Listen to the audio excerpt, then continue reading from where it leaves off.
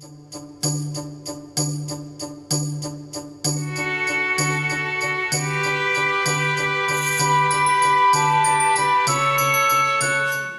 a leer uno de los párrafos. Dice: con frecuencia viene a través de tus pensamientos. Lo que ese pensamiento contiene tiene una resonancia en ti que produce fe, y tú dices: ese no soy yo produciendo un pensamiento, esa es la voz del Señor. Qué importante es saber eso, que la voz del Señor produce fe. Mientras mejor conocemos la vida, su naturaleza, y a qué se parece Él, mejor identificamos su voz. La voz de Dios se va a identificar por cuánto conoces de Él. Si no conoces mucho de Dios, si no estás pendiente de conocer a Dios, entonces va a ser más fácil que te equivoques y no puedas discernir cuál es su voz. Pero si tú sabes discernir, ahora hay que tener en cuenta que nosotros a las cosas buenas que pensamos que Dios nos dice, inmediatamente lo involucramos y como es algo que queremos, hasta decimos: esto es de Dios, pero no, muchas veces no es de Dios. Ajá. Por ahí siempre en Facebook aparece gente que dice: Dios trae a las personas correctas, Dios trae a la gente correcta, los tiempos de Dios son perfectos. Por ahí ya hay hasta una canción que escuchaba yo el otro día que habla de eso: los tiempos de Dios son perfectos. Muchas veces nosotros decimos: los tiempos de Dios son perfectos, y yo quiero eso, lo quiero volver a dejar en claro. Los tiempos de Dios son perfectos, claro que sí, pero cuando se está viviendo conforme a su propósito eterno, ahí es donde los tiempos de Dios son perfectos. Si tú no estás viviendo conforme al propósito eterno, si no estás alineado al propósito eterno, no estás alineado a la voluntad de Dios, entonces imposible es que pienses que un buen suceso, que un buen negocio viene de parte de Dios solo porque te conviene. Eso es lo que estoy explicando. Que a veces cuando las cosas nos convienen, cuando las cosas nos interesan, entonces pensamos que es Dios alineando. Ay, gracias a Dios porque me fiaron en la tienda, o porque pedí un crédito y me lo dieron, y yo pienso que es Dios que me abrió la puerta. No, esas personas le abren la puerta a todo el mundo para después cobrarle intereses y tener una ganancia. Entonces, no estoy diciendo que los créditos sean malos. El problema de esto es tener una cultura financiera para ese tipo de recursos sacarle un buen provecho.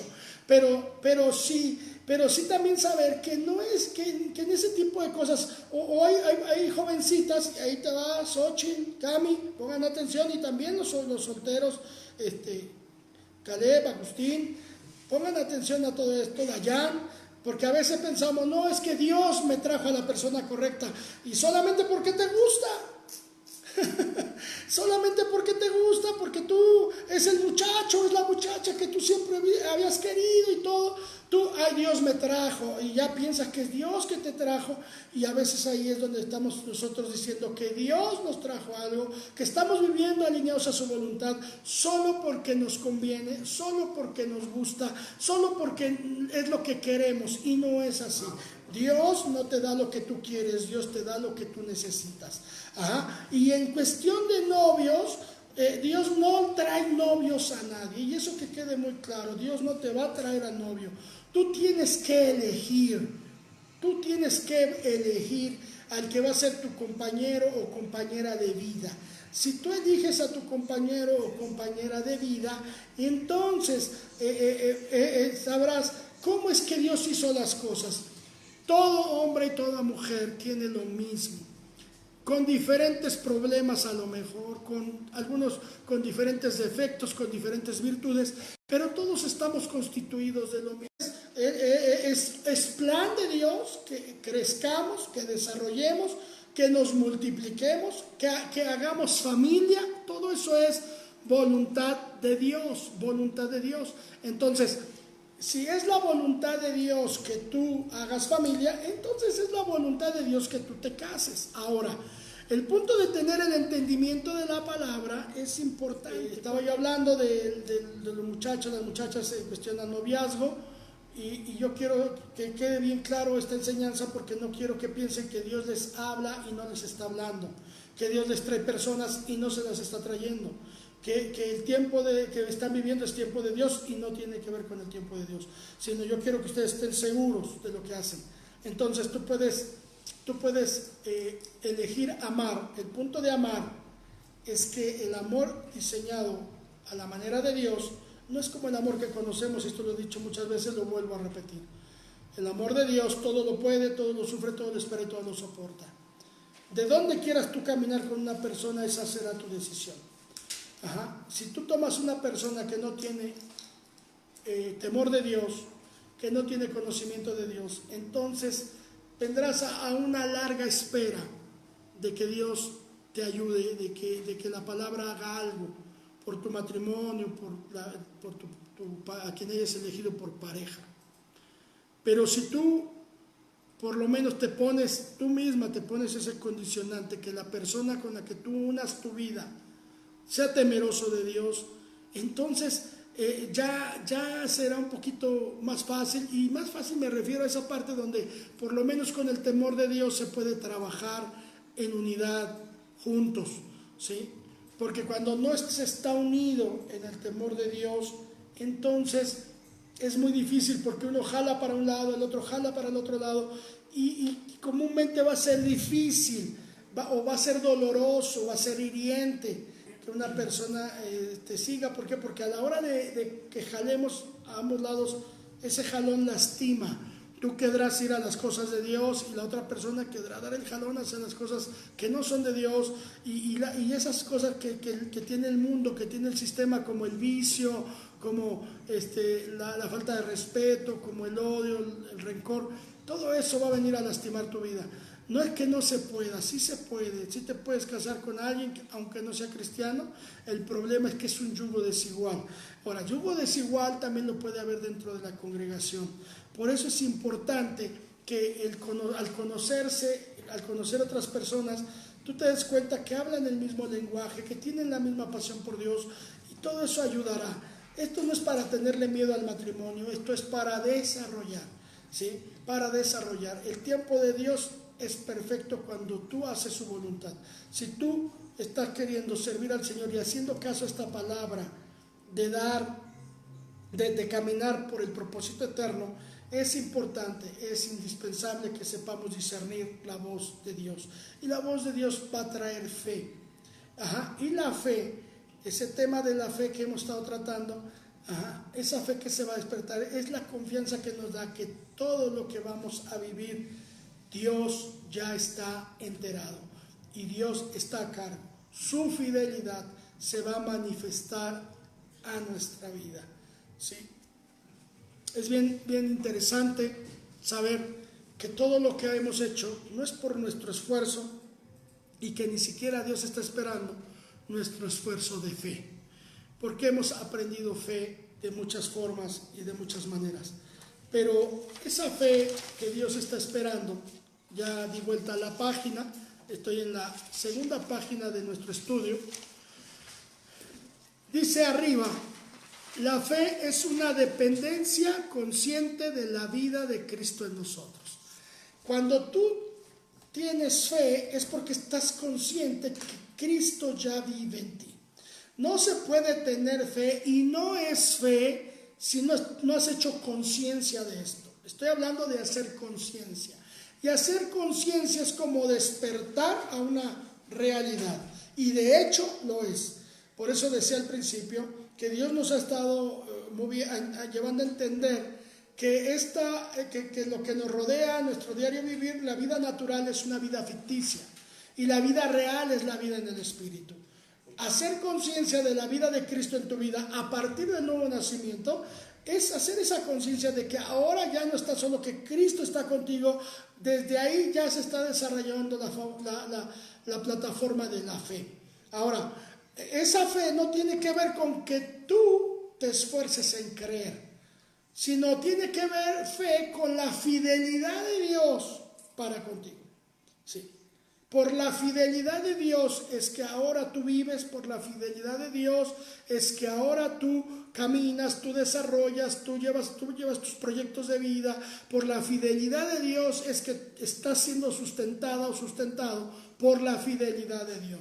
Entonces, tenemos que entender fe desde el momento en que nosotros hacemos conciencia. Y hacer conciencia es saber que Cristo está, ya está en ti formándose, y que entonces donde quiera que tú vayas, a la escuela, al trabajo, oficina, a donde tú estés, corriendo, en el deportivo, jugando fútbol, en la congregación, haciendo quehacer, lo que estés haciendo, donde estés, ya Cristo sigue ahí y está formándose en tu vida, se está formando en ti. Entonces es importante, mis amados hijos, que nosotros sepamos, hagamos esa conciencia de que Cristo está con nosotros, y eso traiga ese descanso, que es saber que por la fidelidad de Él, que por la fe del Hijo de Dios, ¿sí? Dice el apóstol Pablo, porque lo que ahora vivo en la carne, lo vivo en la fe del Hijo de Dios. No dice lo vivo haciendo actividades, lo vivo evangelizando, lo vivo diezmando, lo vivo yendo al culto. No, dice lo vivo en la fe del Hijo de Dios. Ya no es nuestra fe, es la fe del Hijo de Dios. Lo voy a decir más claro, ya no es tu fidelidad, sino es la fidelidad del Hijo de Dios. Y Dios es fiel. Y esa parte de Dios es fiel, es que Él no te va a dejar caer, sino que Él te levanta para que vayas más arriba, para que vayamos más arriba. Entonces, la fe crea esa dependencia consciente. Fíjense bien lo que estoy diciendo, aquí viene otra palabra, dependencia. ¿Sí? Dios nos está encaminando para ser totalmente dependientes de Él. ¿Sí? Que nosotros podamos ser totalmente dependientes de Él. No hay nada que Él esté pidiendo que tú hagas, que tú te esfuerces, que tú des, no, sino que seas totalmente dependiente de Él. La fe nos lleva a ser totalmente dependientes de esto. Dice, la fe es una dependencia consciente de la vida de Cristo en nosotros. Esto no quiere decir que nos tiramos a la hamaca, porque hay que entender que cuando dice ya no vivo yo, mas Cristo vive en mí, no está hablando de un intercambio de vida. No es que ya no estás tú y ahora el que vive es Cristo, no. Eres tú. Tú moriste con Cristo, tú y yo fuimos crucificados con Cristo, ¿sí? Y morimos con Cristo. Juntamente con Cristo morimos en la cruz, pero también juntamente con Él resucitamos. Solo que ahora vivimos por la vida de Cristo en nosotros. Y esta es la parte donde nosotros tenemos que hacer conciencia. Conciencia de que nosotros portamos ahora la vida de Cristo y vivimos la vida por la vida de Él. ¿Sí? Expresamos nuestra vida por la vida de Cristo en nosotros. Cuando nosotros hagamos esta conciencia, entonces también se formará una dependencia total de Dios. ¿Sí? Seremos dependientes de Dios. Dice aquí, esta es la diferencia de caminar en el Espíritu y caminar en la carne. ¿Sí? La diferencia es la diferencia del árbol de la vida y del árbol del conocimiento del bien y del mal. Es la diferencia entre lo que se ve y lo que no se ve. ¿Sí? Vuelvo a repetir.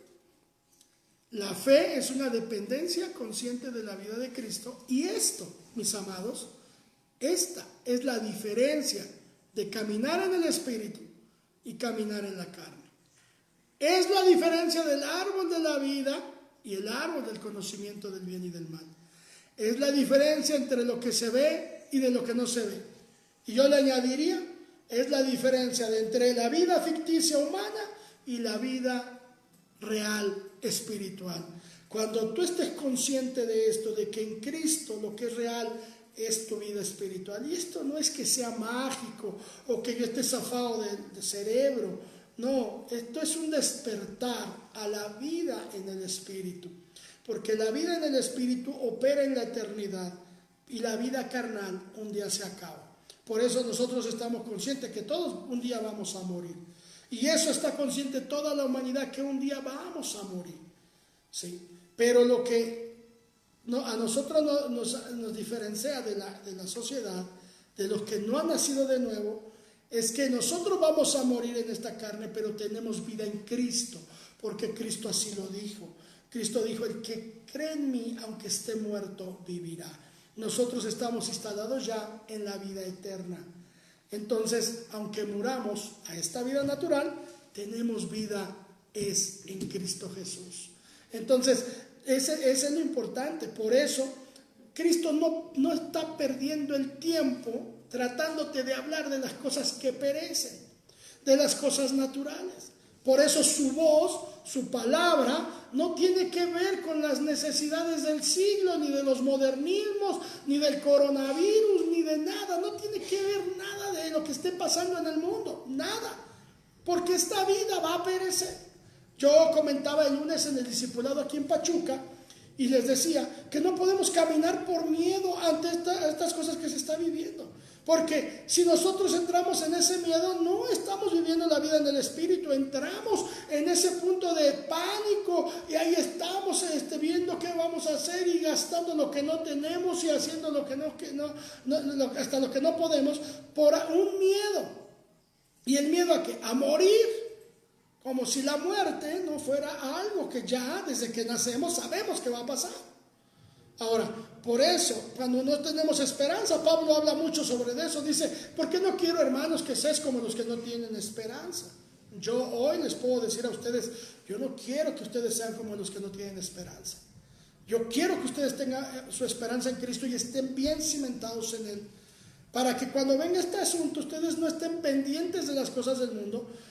¿Y qué quiero decir con no estar pendientes? Bueno, que no estemos cargando, que no carguemos nuestra mente de toda la información que están dando y nos movamos. De verdad que para la decisión de hoy de transmitir el discipulado, no lo hice nada más porque me dio pánico, ¿no?